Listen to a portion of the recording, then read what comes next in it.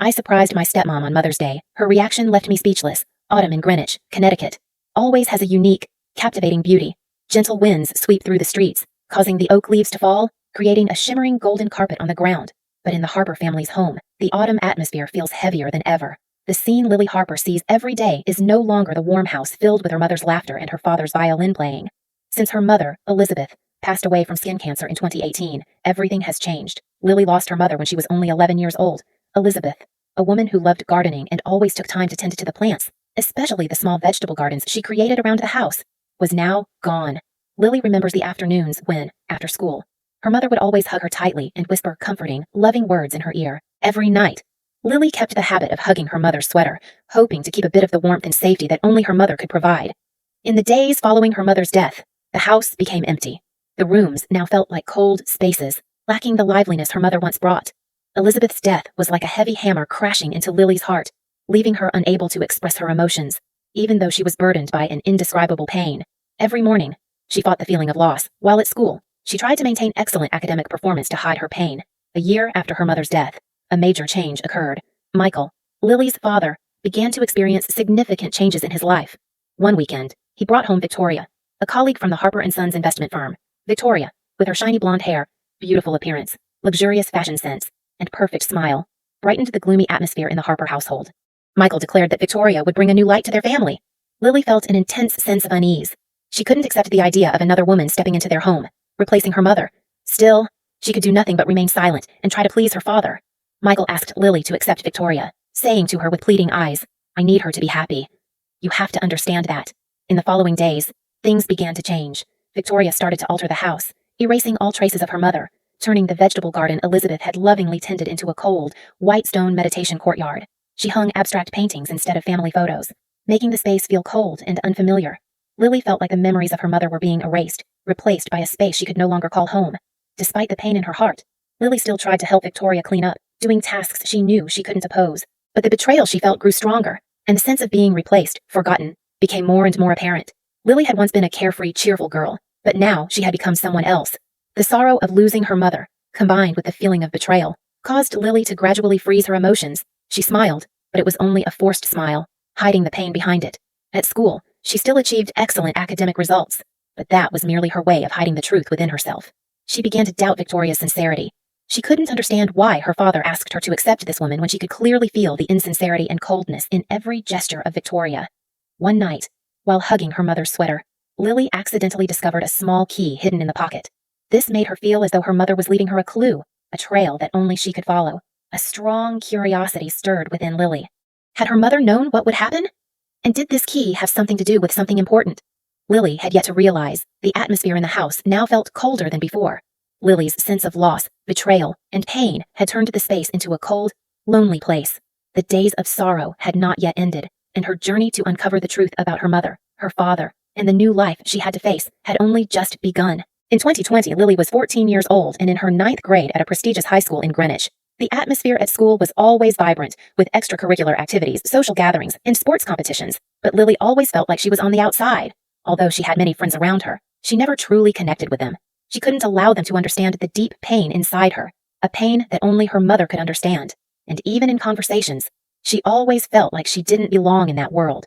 Victoria, with her beautiful appearance and luxurious style, continued to create tension in Lily's home. Though she appeared friendly, Victoria's presence only amplified Lily's feelings of loss and loneliness. The extravagant gifts Victoria gave her, like a Chanel handbag that Lily didn't even want, only deepened the sense that she could never replace her mother.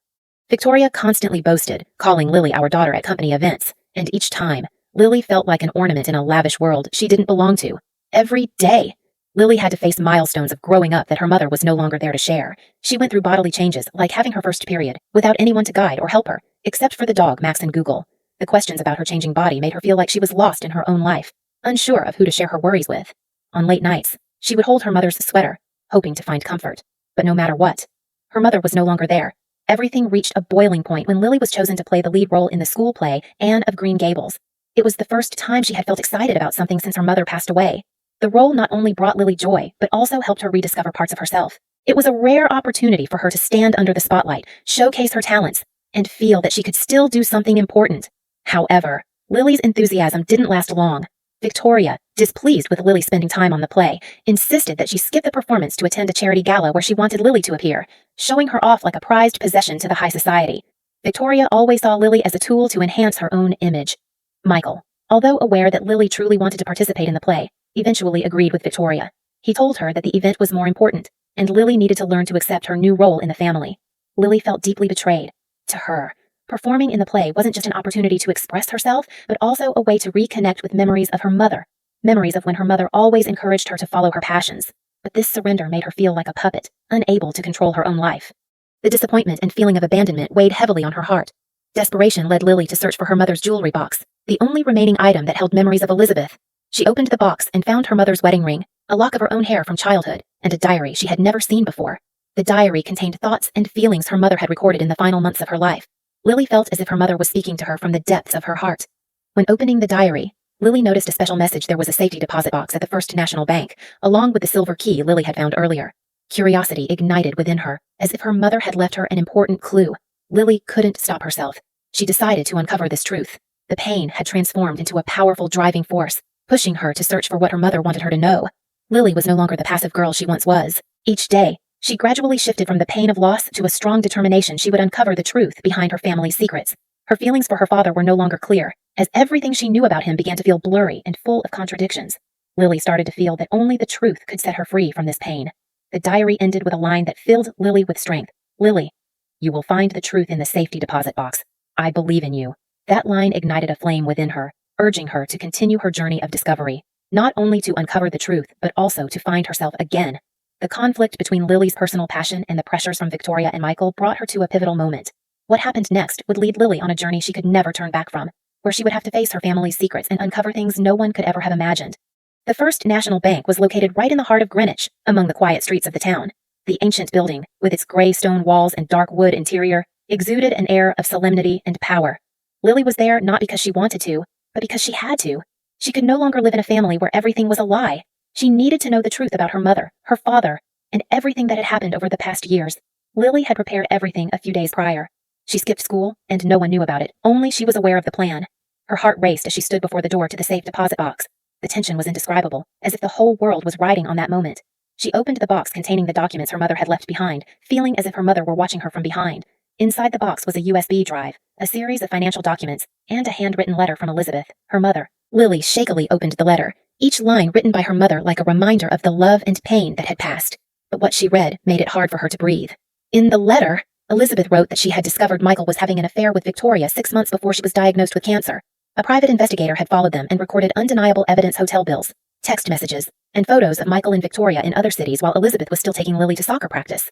The feeling of betrayal surged in Lily's heart like a violent wave. But that was not all.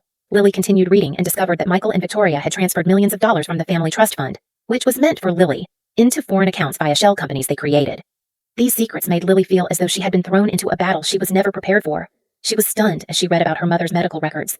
Elizabeth's hair samples contained heavy metals, signs of a toxin Lily couldn't recognize.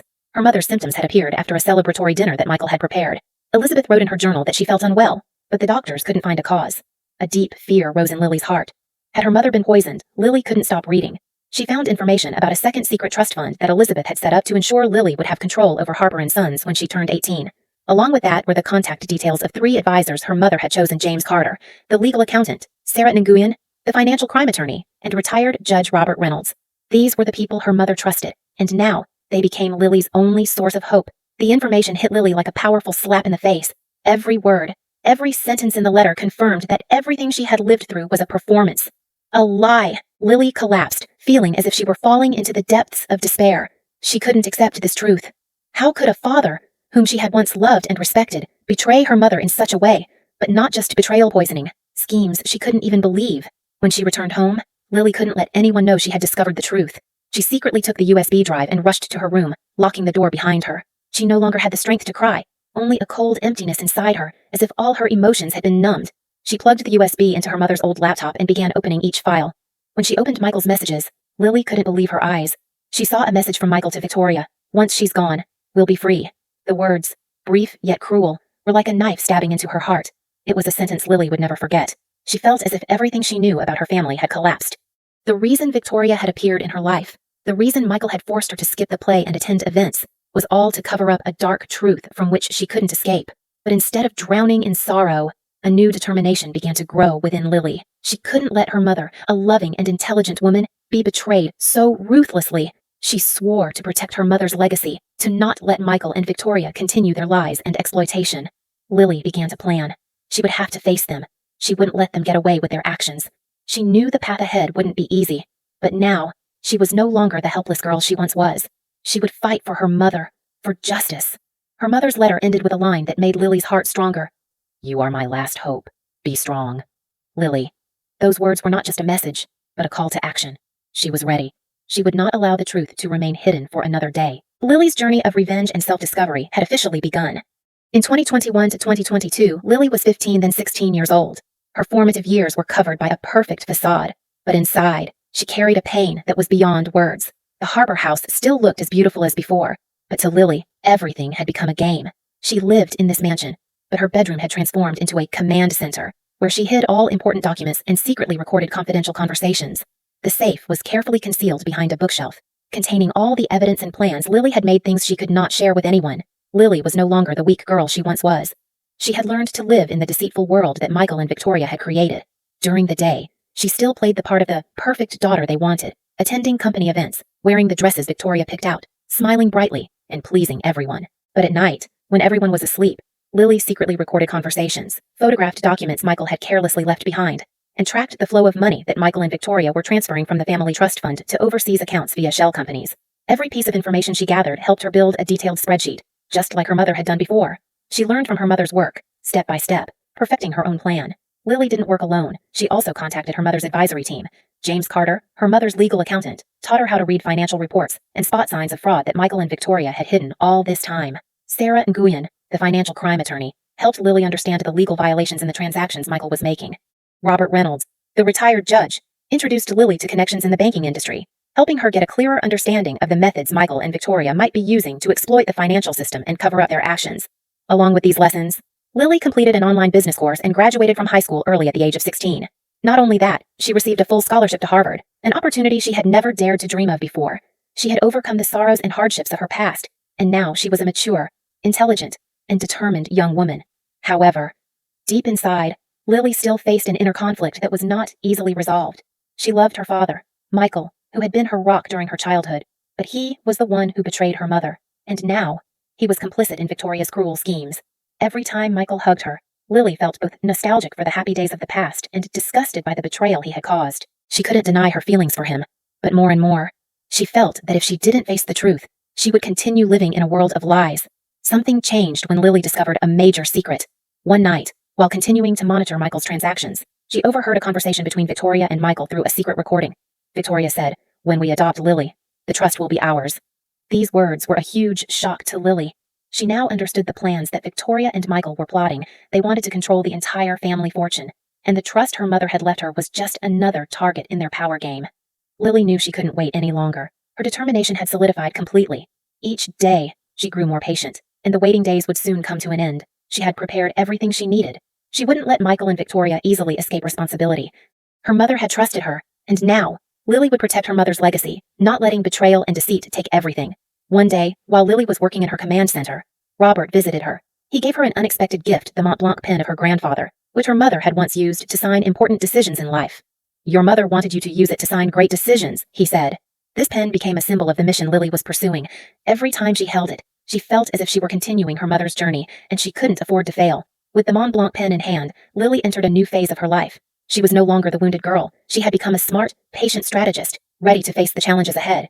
Each passing day brought her closer to her goal to regain control over her life and assets and expose the schemes of Michael and Victoria. Lily lived a double life outwardly. She was the perfect daughter everyone wanted, but inwardly, she was fighting an unrelenting battle to protect her mother's legacy and confront those who had betrayed her love and trust.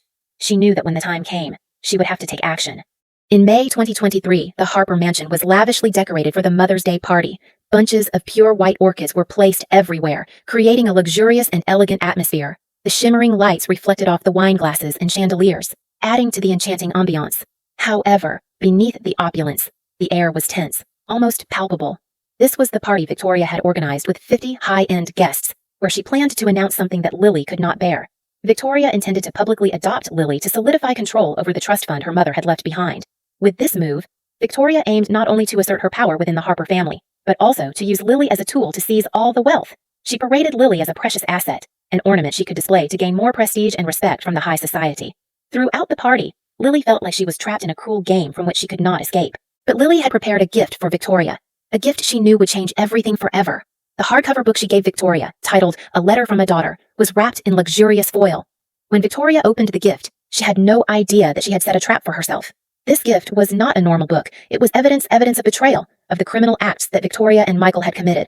Inside the book were photos of Michael and Victoria in intimate moments. Text messages from Michael to Victoria expressing his desire for Elizabeth to disappear, hotel bills, and Elizabeth's medical records, with suspicions that she had been slowly poisoned. All of this evidence had been compiled into a detailed document, along with information about her mother's secret trust fund and an upcoming meeting with the FBI. These were things Victoria could not deny. As Victoria flipped through the pages of the book, she could not believe what she was reading. From the initial shock, her face shifted to one of visible fear. She trembled so much that she knocked over the mimosa glass in her hand, but Lily remained completely calm, not showing a hint of emotion. "You and Dad will be at Judge Reynolds' office tomorrow morning, unless you want to meet the FBI, Lily said, each word a sharp blade stabbing into Victoria's heart.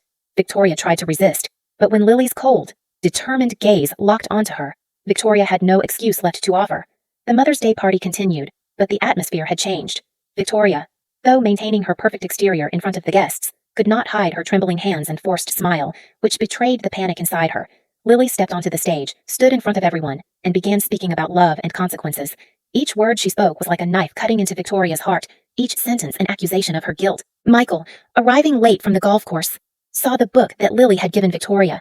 When he took the book and opened it, his face changed completely, and he froze for a moment. As the guests began praising Victoria as a wonderful mother, Lily smiled and responded with a mocking tone. "She taught me about loyalty." These words made Victoria blanch, unable to believe that the daughter she had tried to steal from could stand in front of her and expose the truth. One guest, a friend of Lily's mother, noticed the odd behavior and asked worriedly, "Is everything okay?" Lily smiled gently and replied, "It will be, don't worry." Every answer she gave was full of confidence and calmness, with not a trace of worry. However, the story wasn't over. Victoria, still trying to justify herself, kept attempting to defend her actions, but Lily didn't relent. She revealed more explosive evidence text messages Victoria had sent to another lover, Ryan from the legal department. That statement left Michael stunned, unable to believe his eyes. All of Victoria's justifications now seemed like meaningless echoes in the silent space of the Harper mansion. Lily's book was not just a gift, it was the climax of her revenge.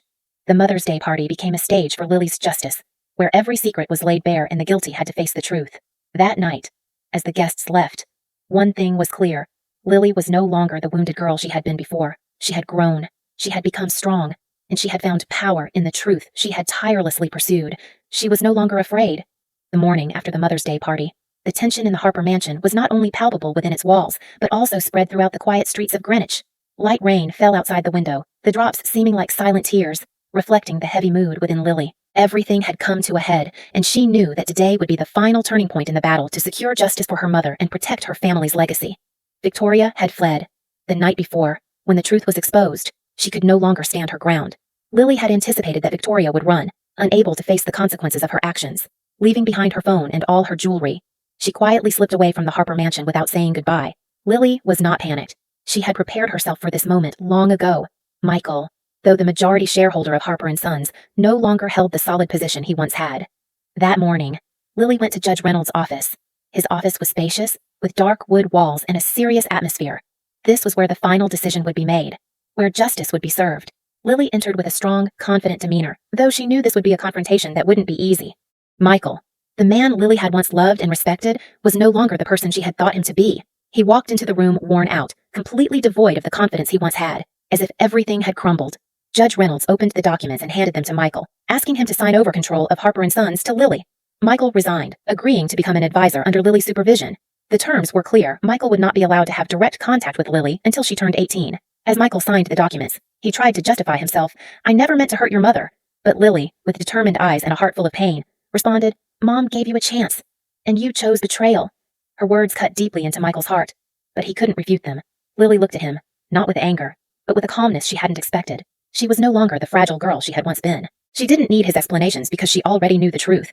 As Michael signed the documents with her mother's Mont Blanc pen, he whispered, "Your mother would be proud." Lily replied, her voice steady but resolute. I know. Her eyes sparkled with tears, but her heart no longer carried the weight it once did. She had done it. She had protected her mother and preserved the family legacy. The result of this battle was the restoration and compensation for the wounds of the past. Lily decided to delay her enrollment at Harvard, dedicating all her time to restoring Harper and Sons, reclaiming 85% of the funds that had been diverted to foreign accounts. She worked 16-hour days, relentlessly striving to get the company back on track. Not long after, she became the youngest female CEO in the industry, honored by Forbes, a testament to the resilience and talent she had developed over the years. As for Michael, he lived alone in a suburban house, having lost all the social status he once held. The image of him, the powerful man, was now nothing more than a shadow in the eyes of those who had once respected him. Victoria, who had once conspired with him, was arrested by the FBI in Miami for the crimes she had committed. She was forced to return to Connecticut, work under Lily's authority, and was compelled to divorce Michael for breaching their prenuptial agreement. Justice was not only served through the restitution of wealth and power, but also through Lily's continued investigation into her mother's death. However, despite searching every corner, she couldn't find enough evidence to convict Michael for Elizabeth's death. She struggled internally between her desire to trust her father and the painful truth she had to face. Every time she recalled his words, every time she remembered his embraces, her heart ached. But she understood that, as painful as it was, the truth was the only path to healing. With the company stabilized and the family no longer an issue, Lily decided to sell the family home and move into a modern apartment near the office to start a new chapter in her life. It was a bold decision, marking the release of the painful past. She no longer needed to live in that house. She had grown up and was ready to face new challenges. On every Mother's Day, Lily visited her mother's grave. She laid a bouquet of wildflowers and whispered, "I did it, Mom." Each year, she sent Victoria a photo of her mother, along with a note, "Mom is always here." This was how Lily kept her mother alive in her heart, no matter how much time passed. Lily's journey, from a wounded girl to a strong leader, was not only a story about justice, but also about the love she had for her mother. Justice, though painful, was the way to heal and move forward. The transformation from a victim to someone in control of her destiny was not just an ending, but a new beginning. What Lily had learned, what she had endured, left a profound impact on her and those who witnessed her journey.